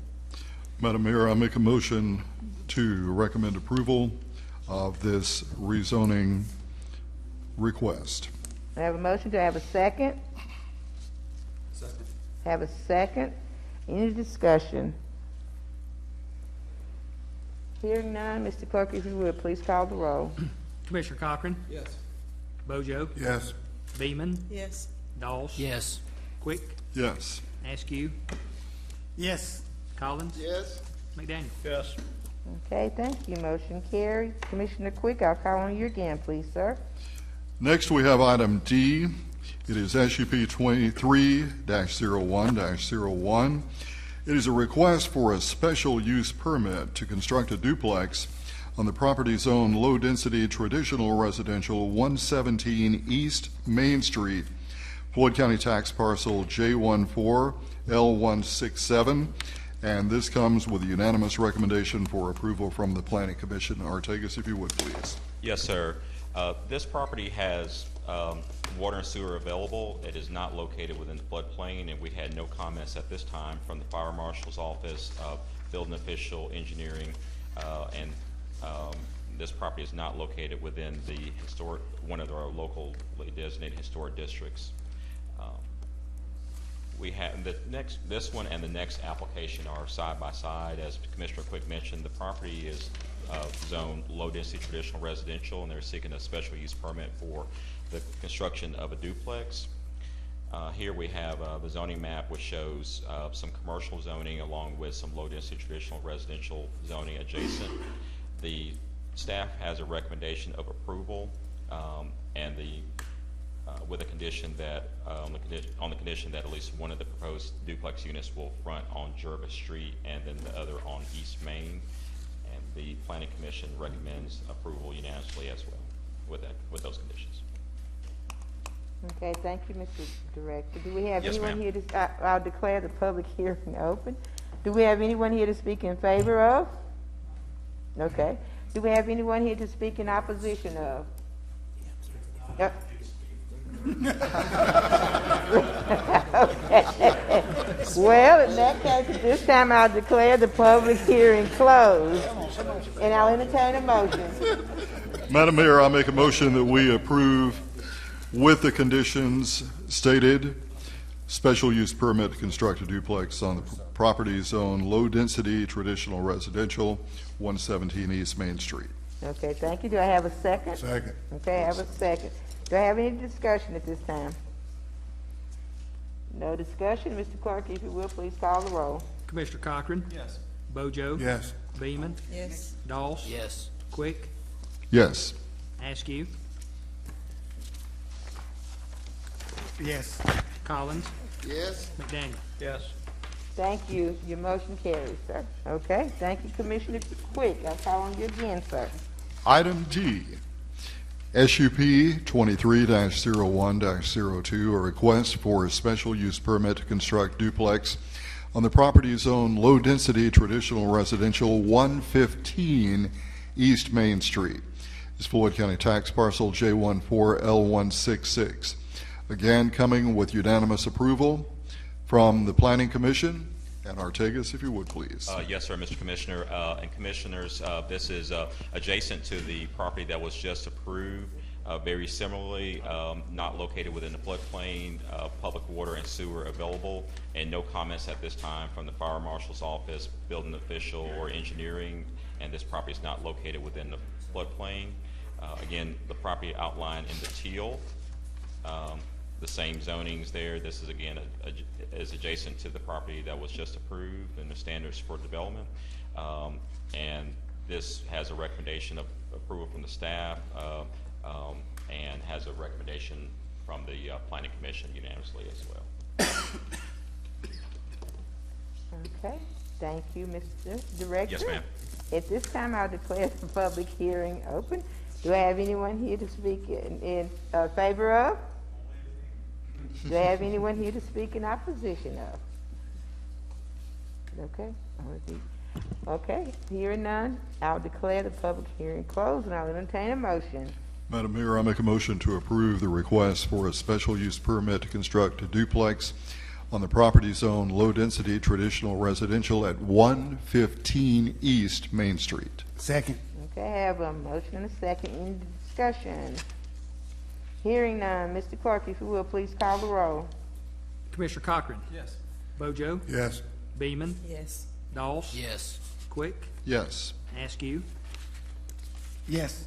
Collins? Yes. McDaniel? Yes. Thank you. Your motion carries. Okay, Commissioner Quick. Item F is the readopt Unified Land Development Code and zoning maps. Yes, sir, Commissioner. And y'all can't get rid of me now. I'm still here. Madam Mayor and Commissioners, this is our annual readoption of the Unified Land Development Code and the accompanying zoning maps. I do have a few numbers for you. We will have this on the Floyd County Commission's agenda tomorrow evening as well, and respectfully ask for their approval along with hopefully you all's this evening. So for 2022, we had a total of 85 applications. We had 71 in 2021 and 38 in 2020. So definitely increasing. We had a total of 5 annexations, all of which were approved. We had 18 total special use permits. 2 were withdrawn, 3 were denied, and 13 were approved. And for rezonings, and this is a cumulative total, we had 62 rezoning requests. 8 were withdrawn, 5 were denied, and 49 were approved. And so that's just a brief overview. And so with that, the staff would just respectfully request an approval of our annual readoption. Happy to answer any questions. Okay. Thank you, sir. At this time, I'll declare the public hearing open. Do we have anyone here to speak in favor of? Anyone to speak in opposition? Hearing or seeing none, I declare the public hearing closed, and I'll entertain a motion. Madam Mayor, I make a motion that we readopt Unified Land Development Code and zoning maps. Have a motion. Do I have a second? Second. I have a second. Any discussion? Hearing none, Mr. Clerk, if you will, please call the roll. Commissioner Cochran? No. Bojo? Yes. Beeman? Yes. Dawes? Yes. Quick? Yes. Askew? Yes. Collins? Yes. McDaniel? Yes. Thank you. Motion carries. Okay, Commissioner Quick. Item G, and Artegas, do we need to take each one of these individually? No, sir. We can do it all as one. They were just attachments for the one document. This is the 5-year update to the short-term work plan found within the Rome Floyd Cave Spring Comprehensive Plan. And it's a work plan 5-year update 1, 2, 3, 4, 5, 6, and 7. Yes, sir. Thank you, Commissioner Quick. And this is the last item coming from the planning staff. Even though we have already, the staff has been working on the comprehensive plan update for the past several months, the statute requires that at the beginning of the calendar year that is due, that the respective commission or commissions in our case, and the governing and mayor and council from Cave Spring have to do an official kickoff to start that this year. So what we are respectfully requesting is an approval to officially start our update of our comprehensive plan, which is due October 31st of this year. Again, the staff has been working on that for the past 5 or 6 months. Okay. Thank you, sir. Thank you, Madam Mayor. Okay. Yes. At this time, I'll declare the public hearing open. Do we have anyone here to speak in favor of? Do we have anyone here to speak in opposition of? Hearing or seeing none, I'll declare the public hearing closed, and I'll entertain a motion. Motion to approve the 5-year update to the short-term work plan found within the Rome Floyd Cave Spring Comprehensive Plan, items 1 through 7. Okay, I have a motion. Do I have a second? Second. Okay, I have a second. Any discussion? Just a quick question to Mr. Director. This in no kind of way adopts anything having to do with the plan at this point, right? That's correct. It's a kickoff, if you will. And also, we should look coming forward to public input, et cetera. That's correct, yes, sir. And we actually had back in November, we had, I think, 3 or 4 public input meetings. We had some scheduled for this month, but we weren't quite ready with our next phase to be able to effectively have those. So we're looking at hopefully rescheduling maybe at least 1 or 2 of those a little later on in the late winter or the spring. But yes, the answer to your question is yes. I know it's had a whole lot to do with the planning commission. Mr. Manager, you anticipate probably bringing the whole commission together once you get this here? Oh, absolutely. We'll have tons and opportunities to wade through. Thank you very much. Yes, sir. Thank you. Any other discussion? Hearing none, Mr. Clerk, if you will, please call the roll. Commissioner Cochran? Yes. Bojo? Yes. Beeman? Yes. Doss? Yes. Quick? Yes. Askew? Yes. Collins? Yes. McDaniel? Yes. Okay, thank you, motion carries. Thank you, Mr. Director. Now I'll call on Mr. Clerk for our next item. Bear with me. There we go. It's that time again to do our annual process per the state law to exempt the city manager's vehicle from the state decal requirement. Been doing this for many years. It requires a public hearing each year and the adoption of the resolution on the screen. Okay. Thank you. At this time, I'll entertain a motion. So moved. I'm sorry. I'm getting ahead of myself. I was tired of. At this time, I will declare the public hearing open. Do I have anyone here to speak in favor of? Anyone here to speak in opposition of? Hearing or seeing any, I will declare the public hearing closed. And now I will entertain a motion. So moved, Madam Mayor. Okay, thank you. I have a motion. Do I have a second? I have a motion and a second. Any discussion? Hearing none. Mr. Clerk, if you will, please call the roll. Commissioner Cochran? Yes. Bojo? Yes. Beeman? Yes. Doss? Yes. Quick? Yes. Askew? Yes. Collins? Yes. McDaniel? Yes. All right, thank you. Motion carries. Now we're finished with our public hearings for tonight, and we can move on. Thank you all. Okay. Mr. Clerk, any report? No report, Madam Mayor. Thank you. Mr. Manager? No report, Madam Mayor. Thank you. Mr. Attorney? Thank you, sir. Under my time, the Rome Floyd County Development Authority will have a strategic planning session on Friday, January 27th from 8 a.m. until 4 p.m., and the regular monthly meeting will be held during lunch. Also, the Joint Services Committee will meet Tuesday, February 7th at 9 o'clock a.m. at the Floyd County Administration Building. And I'd also like to announce that this past weekend, well, starting Thursday, the commissioners went down to Atlanta through today, where we had training, so we were down there becoming better informed commissioners so that we could make better decisions for our citizens here in Rome. So I just want to thank all the commissioners and Mr. Manager and everybody that came down for the training. And I want to say thank you to the citizens because we are training to become better commissioners. All righty, with that, I'll move right along to Mr. Pro Tem. Thank you, Madam Mayor. First, under Finance Committee, I have a motion that I would like to present regarding school bonds. I'd like to make a motion that we approve moving forward with the bond process to fund the local portion required by the school district to build the new middle school. Current estimates are for a $119,735,000 project. State funding projected to be $16,097,783, leaving local funds required in a total of $103,637,217. We would like the bond issue to maximize the principal to be paid off in the first 5 years during ELAW 6, excuse me. We understand the design the first 5 years to leave a reasonable amount of excess SPLOST in each year for other Board of Education capital needs. In years 6 through 20, the debt service, principal and interest will be level. The plan will be to seek voter approval of continued ELAWS as necessary to fully fund the project. And that's my motion, Madam Mayor. Second. Okay, I have a motion and a second. Do I have any discussion? Yes, sir. We talked about this over a number of meetings, and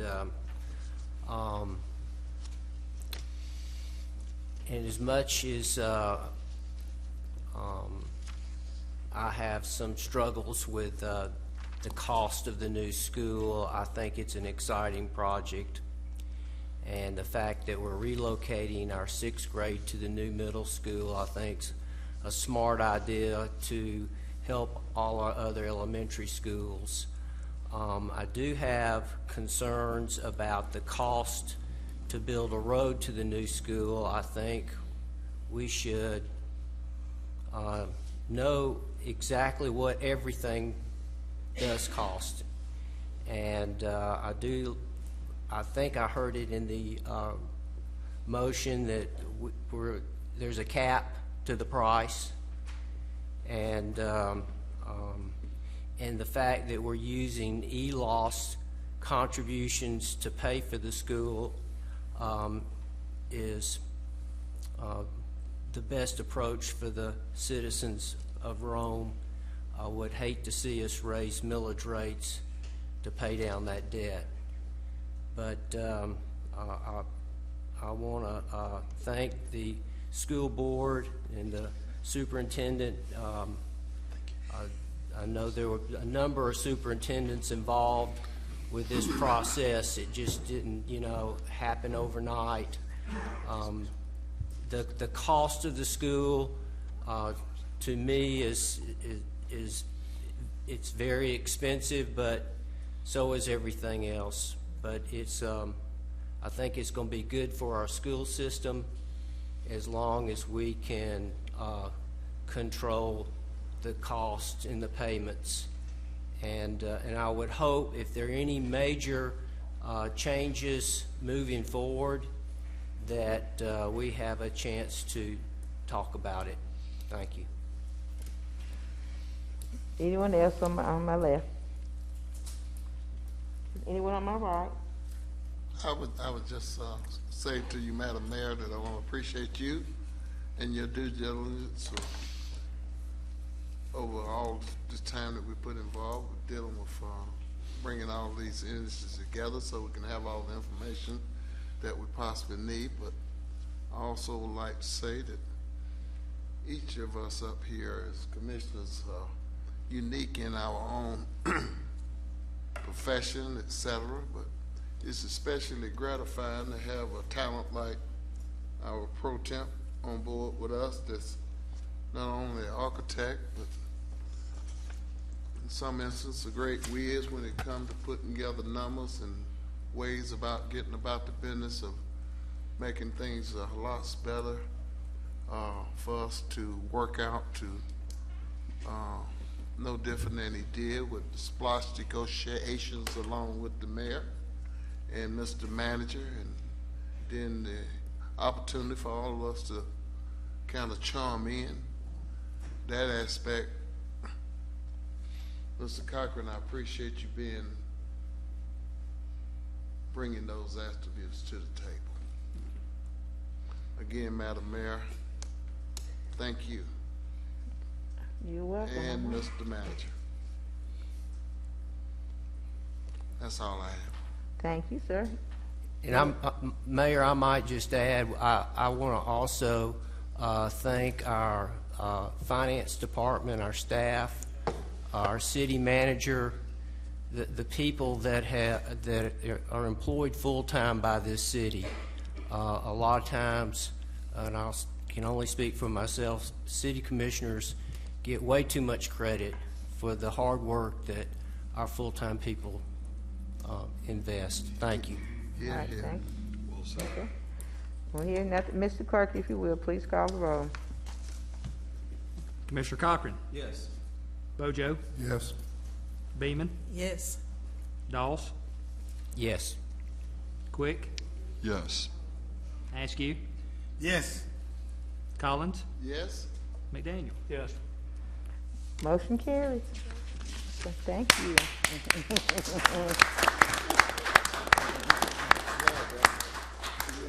Okay, Mayor Pro Tem.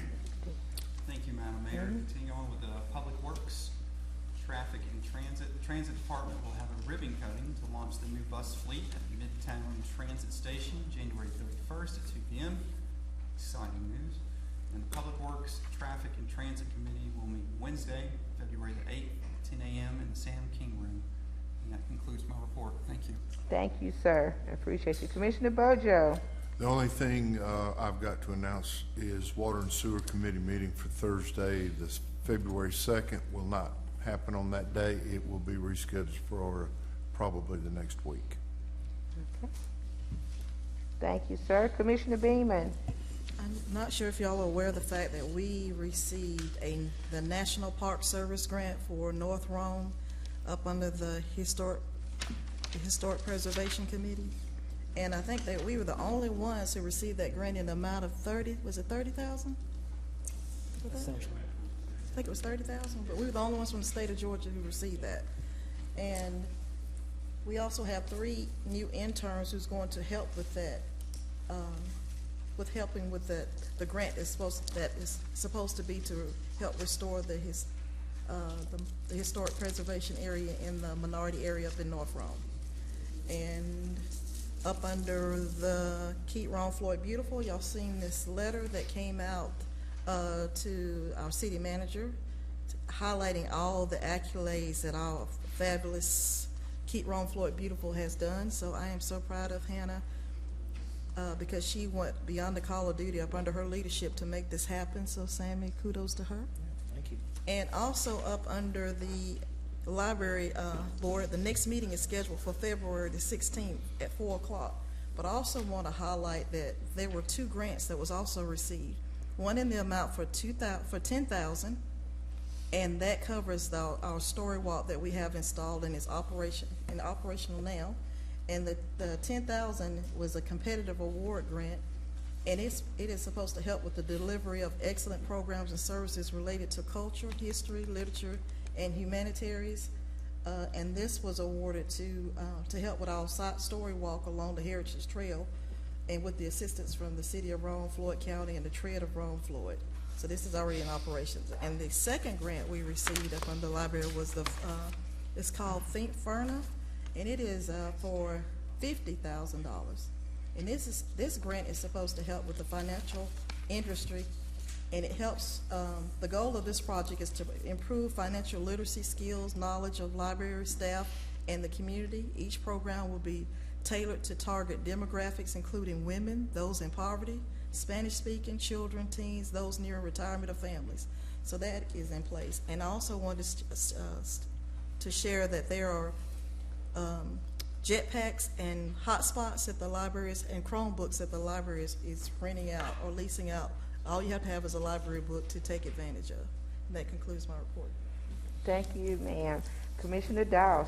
Real quickly, under tourism, the committee will meet Wednesday, January 25th at 11:45 at the Rome Area History Center. Thank you, Mayor. Okay, thank you, sir. Commissioner Quick. Thank you, Madam Mayor. Just a couple of meeting announcements. Development Oversight Committee will meet on Tuesday, February 7th, 10 a.m. at the Floyd County Administration Building. And Downtown Development Authority will meet Thursday, February 9th, 8:30 a.m. in the Carnegie Training Room. And that's all I have, Madam Mayor. Thank you, sir. Commissioner Askew. The Solid Waste Commission will meet tomorrow morning, the 24th at 8:30 a.m. in the Sam King Room. And that's all I have. Thank you. Commissioner Collins. I don't have any report, but I would like to thank the listening audience as well as the ones that are here for the opportunity. No different than I know the mayor has expressed to go down for this year and train in Atlanta, Georgia.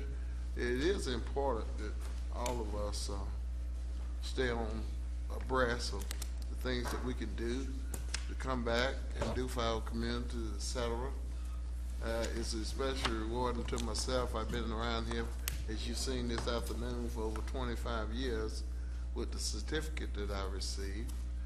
I also would tell you, not to toot my own horn, but it was kind of along the lines of what it is that I do as far as being a commissioner. I received the highest honor at this point in time that GMA could offer up, and that was a dedication award. I am dedicated to this community, and I appreciate the opportunity to serve. That's my tooting in my horn, Madam Mayor. Well, thank you, sir. We appreciate all that you do for the community. Thank you. Commissioner McDaniel. I have no report, Madam Mayor. Okay, thank you. I'd like to announce that we did go into private time. We had a motion by Commissioner Dawes, and it was seconded by Commissioner Quick to go in to discuss real estate. No action was taken. And then I had a motion from Commissioner Askew to come out, and it was seconded by Commissioner Bojo. Again, no action was taken. I want to thank everybody for being here tonight, bearing with us. It's almost 9 o'clock, but thank you so much for being here. I ask you that you continue to be safe, and we'll see you another time. Have a good night. The meeting is adjourned. You got to sign.